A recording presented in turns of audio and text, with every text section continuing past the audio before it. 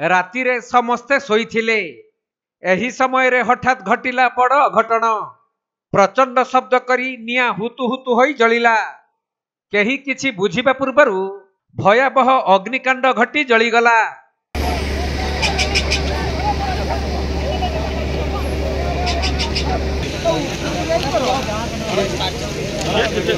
एक construction company परिसर रे थिबा पिचु बुझाई ट्रक रे हठात लगी जाइथिला निया। परे भयावह अग्निकांड घटी जाइथिबा बेले बालेश्वर जिला सर थाना 16 नंबर जातीय राजपथर दहीसढ़ा निकट रे थिबा ब्रिजे गोपाल कंस्ट्रक्शन कंपनी परिसर रे एही परी अघटन घटिथिला।